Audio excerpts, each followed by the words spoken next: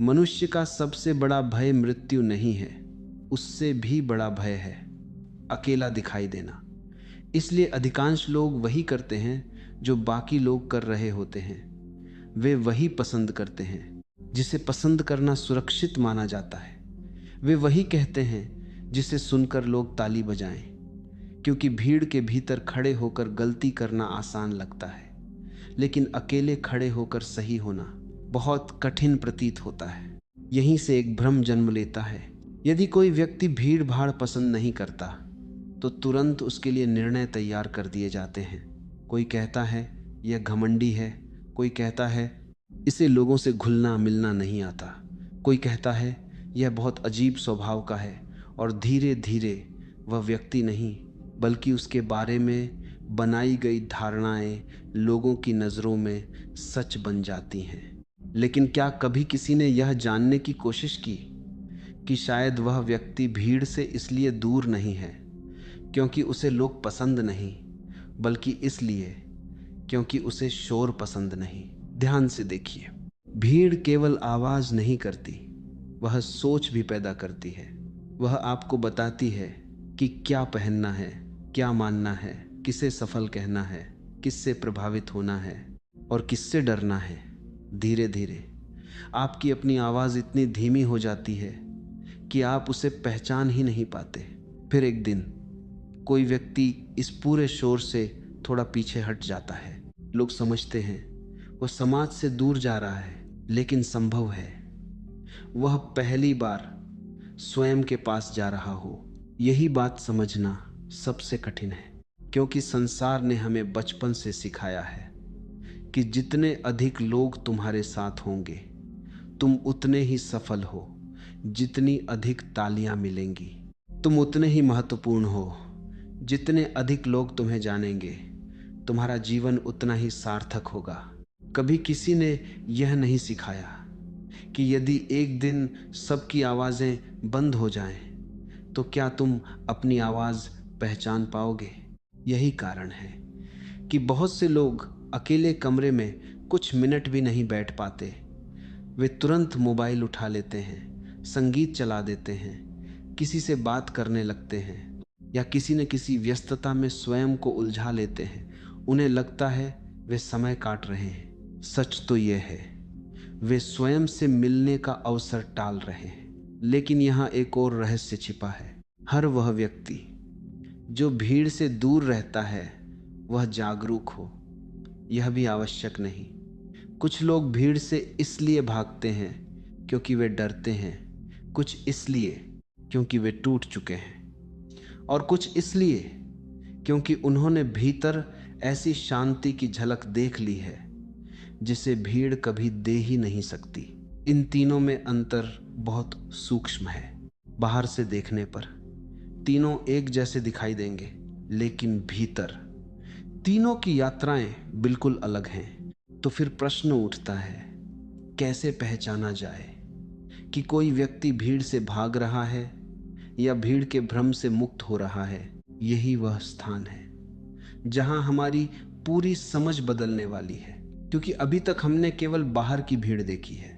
अभी उस भीड़ की बात ही नहीं हुई जो मन के भीतर हर पल चलती रहती है, जहां हजारों विचार, हजारों इच्छाएं और हजारों उधार की आवाजें एक दूसरे से टकराती रहती हैं।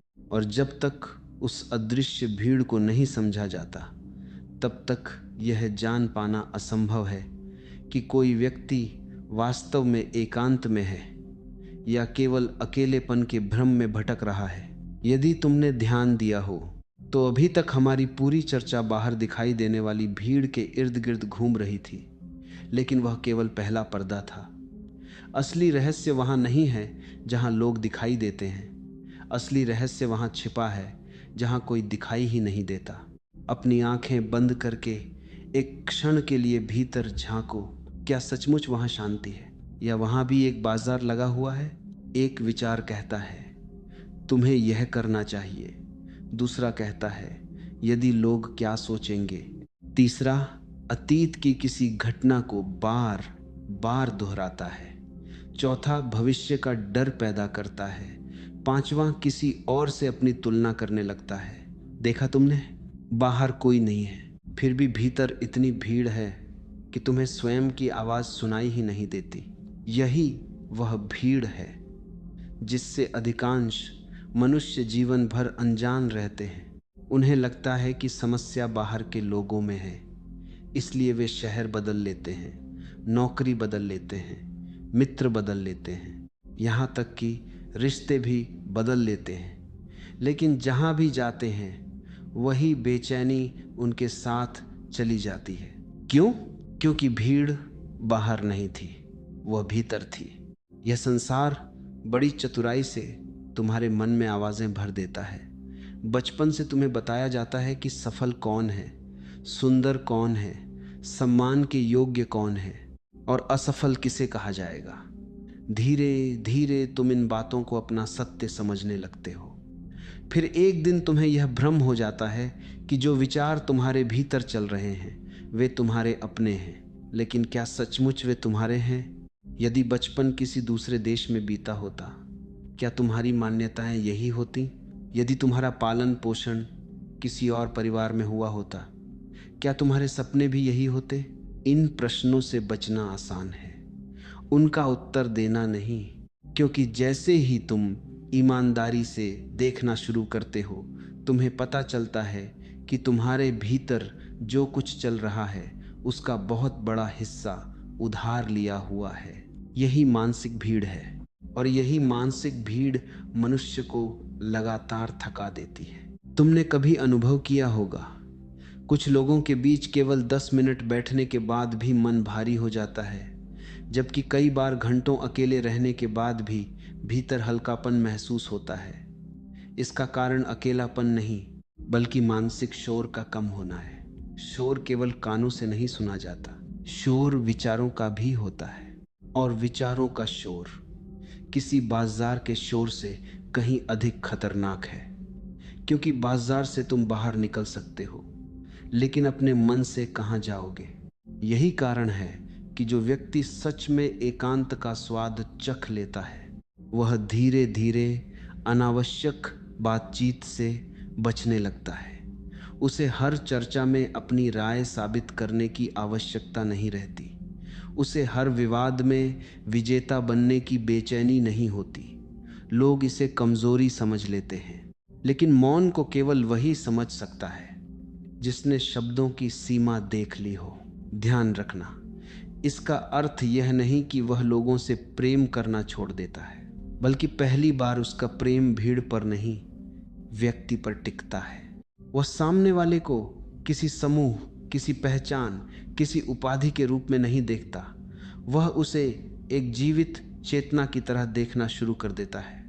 और यही दृष्टि बहुत दुर्लभ है, लेकिन यहाँ एक सूक्ष्म खतरा भी जन्म लेता है। जब मनुष्य इस भीतर की शांति का थोड़ा सा अनुभव करता है, तब उसके भीतर एक नया अहंकार भी जन्म ले सकता है। उसे लगने लगता है कि वह दूसरों से अधिक जागरूक है, अधिक विशेष है, अधिक गहरा है। यहीं अधिकांश साधक रुक जाते हैं। वे भीड़ से तो बाहर निकल आते हैं, लेकिन अपने ही बनाए हुए एक नए घेरे में कैद हो जाते हैं। तो फिर प्रश्न उठता है, कैसे पहचाना जाए कि तुम्हारा एकांत तुम्हें स्वतंत्र बना रहा है या तुम्हारे अहंकार को एक नया चेहरा दे रहा है? यहीं से यात्रा और भी सूक्ष्म होने वाली है, क्योंकि अब बात भीड़ की नहीं रहेगी।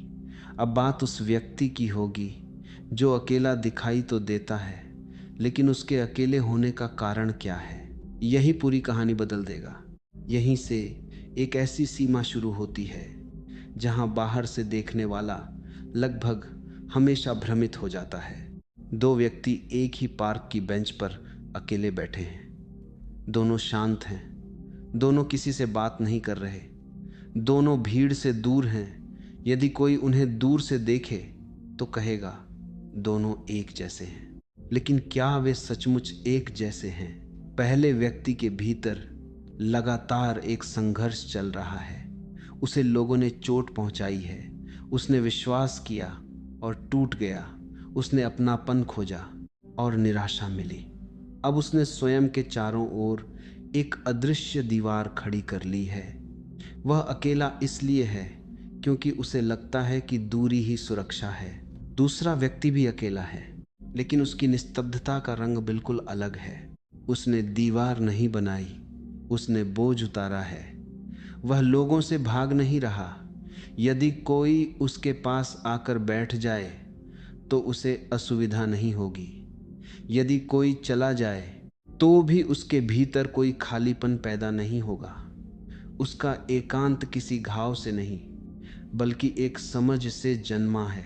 बाहर दोनों समान दिखते हैं, भीतर दोनों दो अलग दिशाओं में यात्रा कर रहे हैं। यही वह अंतर है जिसे समझे बिना मनुष्य स्वयं को भी नहीं समझ सकता।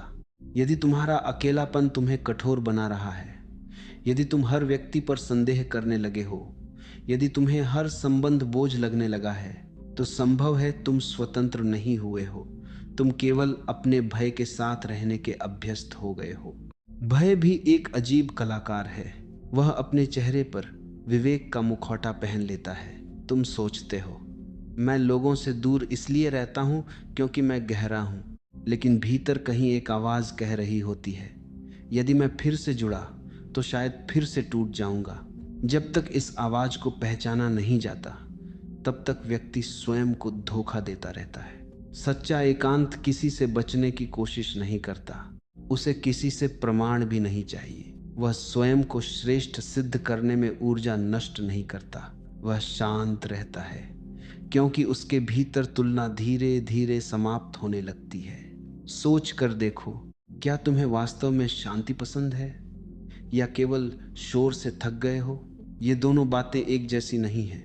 थकान थोड़ी देर आराम मांगती है, शांति पूरे जीवन की दिशा बदल देती है। इसीलिए बहुत लोग कुछ समय के लिए अकेले रह लेते हैं, लेकिन जैसे ही भीतर की बेचैनी सामने आने लगती है, वे फिर किसी भीड़ का हिस्सा बन जाते हैं। उन्हें लगता है कि बाहर की आवाज़ें भीतर की आवाज़ों से आसान हैं, और यही जीवन का सबसे बड़ा छल छिपा है। मनुष्य सोचता है कि वह दूसरों से भाग रहा है, वास्तव में वह स्वयं से भाग रहा होता है, क्योंकि जैसे ही बाहर कोई नहीं बचता, भीतर का चेहरा सामने आ जाता है। वहां तुम्हारी इच्छाएं हैं, तुम्हारे डर हैं, तुम्हारी अधूरी महत्वाकांक्षाएं हैं, तुम्हारी ईर्ष्या है, तुम्हारा अभिमान है, और वह सब कुछ है जिसे तुम वर्षों से देखने से बचते रहे हो। इसी कारण बहुत कम लोग वास्तविक एकांत तक पहुंचते हैं। वे दरवाजे तक आते हैं, फिर लौट जाते हैं, क्योंकि उस दरवाजे के भीतर कोई गुरु खड़ा नहीं होता, कोई दर्शक नहीं होता, कोई ताली नहीं होती। वहां केवल तुम होते हो, और पहली बार तुम्हारे सामने तुम्हारा असली चेहरा होता है। यह मुलाकात जितनी सरल सुनाई देती है, उतनी है नहीं। यही व्यक्ति को पता चलता है कि उसने अपने बारे में कितनी कहानियां बना रखी थीं। वह स्वयं को जैसा समझता था, वह वैसा है ही नहीं। उसकी पहचान का बड़ा हिस्सा दूसरों की प्रतिक्रियाओं से बना हुआ था। जब वे प्रतिक्रियाएं हटती हैं, तब पहचान भी डगमगाने लगती है। अब प्रश्न यह नहीं बचता कि तुम्हें भीड़ पसंद है या नहीं। प्रश्न यह है, यदि तुम्हारी सारी पहचानें एक एक करके गिर जाएं, तो क्या शेष बचेगा? इसी प्रश्न का उत्तर खोजे बिना कोई भी मनुष्य भीतर की स्वतंत्रता को नहीं छू सकता, और अगला चरण उसी रहस्य का द्वार खोलेगा जहां पहचानें टूटती नहीं, स्वाभाविक रूप से विलीन होने लगती हैं। जब पहचान की परतें ढीली पड़ने लगती हैं, तब मनुष्य के भीतर एक ऐसा परिवर्तन शुरू होता है जिसे बाहर की आंखें लगभग कभी नहीं देख पाती। पहले वह स्वयं को अपने नाम से पहचानता था, फिर अपने काम से, फिर अपने संबंधों से, फिर दूसरों की राय से। लेकिन धीरे धीरे उसे अनुभव होने लगता है कि ये सब बदल सकते हैं, और फिर भी उसके भीतर कुछ ऐसा है जो कभी नहीं बदलता। यहीं से पहली बार वास्तविक मौन जन्म लेता है। यह वह मौन नहीं जिसमें शब्दों की कमी हो, यह वह मौन है जिसमें शब्दों की आवश्यकता ही समाप्त होने लगती है।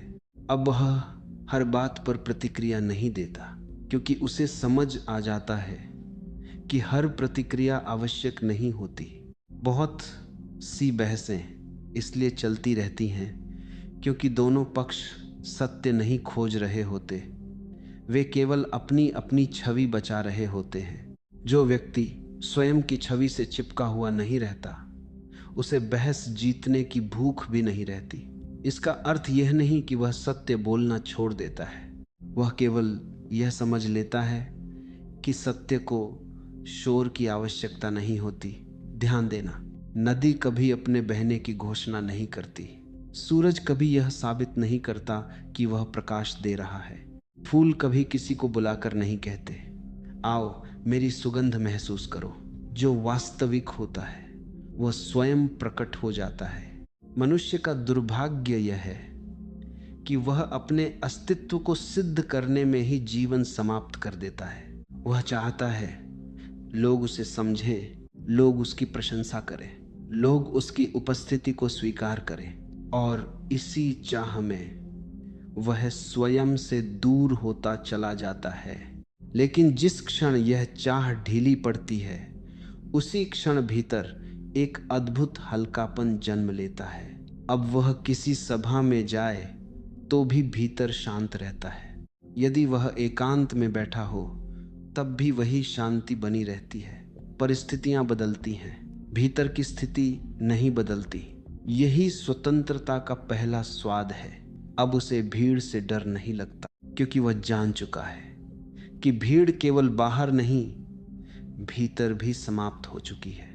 जो विचार पहले उसे इधर उधर खींचते थे, वे अब धीरे धीरे अपनी पकड़ खोने लगते हैं। वह हर इच्छा का दास नहीं रहता, हर प्रशंसा पर उड़ता नहीं, हर आलोचना पर टूटता नहीं।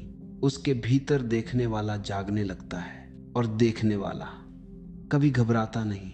घबराहट हमेशा उसी को होती है जो स्वयं को किसी भूमिका से जोड़ बैठा हो। देखने वाले का कोई मुखौटा नहीं होता, इसीलिए उसकी शांति बनावटी नहीं होती। लेकिन यही एक अंतिम भ्रम अभी भी शेष है। बहुत लोग सोचते हैं कि यदि भीतर शांति आ गई तो जीवन से सभी संबंध समाप्त हो जाएंगे। वे मान लेते हैं कि जागरूक व्यक्ति प्रेम नहीं करेगा, परिवार से नहीं जुड़ेगा, समाज में नहीं रहेगा। यह भी एक भ्रम है। जिसने स्वयं को जाना है वही पहली बार बिना स्वार्थ के संबंध बना सकता है, क्योंकि अब वह किसी से अपनी कमी पूरी करवाने नहीं जाता। वह किसी को पकड़कर यह नहीं कहता, तुम्हारे बिना मैं अधूरा हूं। वह पहले से ही पूर्णता का स्पर्श कर चुका होता है। ऐसे व्यक्ति का प्रेम बंधन नहीं बनता, उसकी निकटता में दबाव नहीं होता, उसकी उपस्थिति में अधिकार नहीं होता। वह लोगों को अपने अनुसार बदलने की कोशिश नहीं करता, क्योंकि जिसने स्वयं को स्वीकार कर लिया उसे दूसरों को नियंत्रित करने की आवश्यकता ही नहीं रहती। यही एक अद्भुत विरोधाभास दिखाई देता है। जो व्यक्ति भीड़ का पीछा छोड़ देता है वही लोगों के सबसे अधिक निकट आ जाता है, क्योंकि अब वह उन्हें उपयोग की वस्तु नहीं बल्कि चेतना की अभिव्यक्ति के रूप में देखता है। अब उसके लिए कोई बड़ा नहीं, कोई छोटा नहीं, कोई अपना नहीं, कोई पराया नहीं, सिर्फ जीवन है जो अनगिनत रूपों में स्वयं को प्रकट कर रहा है। और जब यह दृष्टि जन्म लेती है तब भीड़, एकांत, संबंध और दूरी, ये सभी शब्द अपना पुराना अर्थ खोने लगते हैं। अब केवल एक अंतिम प्रश्न शेष रह जाता है। यदि मनुष्य भीतर इतना स्वतंत्र हो सकता है तो फिर संसार में रहते हुए वह इस स्वतंत्रता को हर दिन कैसे जिए। यहीं से यात्रा अपने सबसे गहरे और सबसे शांत पड़ाव में प्रवेश करती है। यहीं से जीवन किसी सिद्धांत का विषय नहीं रह जाता, वह प्रत्यक्ष अनुभव बन जाता है। अब प्रश्न यह नहीं है कि तुम भीड़ में रहते हो या एकांत में। प्रश्न यह है कि जहां भी हो क्या तुम स्वयं से जुड़े हुए हो। क्योंकि यदि स्वयं से संबंध टूट गया तो हिमालय की गुफा भी बाजार बन जाएगी, और यदि स्वयं से संबंध जुड़ गया तो सबसे व्यस्त चौराहा भी ध्यान का स्थान बन सकता है। यही वह परिवर्तन है जिसे शब्दों में पूरी तरह बांधा नहीं जा सकता। पहले तुम हर मुलाकात से कुछ लेना चाहते थे, सम्मान, स्वीकृति, महत्व, पहचान, लेकिन अब मिलने का अर्थ बदल जाता है। अब तुम लेने नहीं, बांटने लगते हो, और जो बांटता है वह कभी गरीब नहीं होता। ध्यान रखना, यह बांटना धन का नहीं है, यह बांटना उपस्थिति का है। तुम किसी के पास बैठो और वह बिना किसी कारण हल्का महसूस करने लगे, यही सबसे बड़ा उपहार है। तुम किसी से बात करो और उसे लगे कि पहली बार किसी ने सचमुच सुना है, यही प्रेम है। तुम किसी को बदलने की कोशिश किए बिना उसे स्वीकार कर लो, यही करुणा है। और ये तीनों बातें केवल उसी व्यक्ति में जन्म लेती हैं जिसने अपने भीतर की अनावश्यक भीड़ को विदा कर दिया हो। संसार में अधिकांश संबंध इसलिए टूटते हैं क्योंकि दो अधूरे लोग एक दूसरे से पूर्णता मांग रहे होते हैं। दोनों के हाथ खाली हैं, दोनों प्रतीक्षा कर रहे हैं कि सामने वाला उन्हें भर देगा, लेकिन खाली पात्र को कैसे भर सकता है? यही संघर्ष जन्म लेता है। अपेक्षाएं बढ़ती हैं, निराशाएं जन्म लेती हैं, दूरी बढ़ती जाती है। फिर लोग निष्कर्ष निकाल लेते हैं कि प्रेम असंभव है। नहीं, असंभव प्रेम नहीं है। असंभव है अपेक्षाओं के साथ प्रेम करना।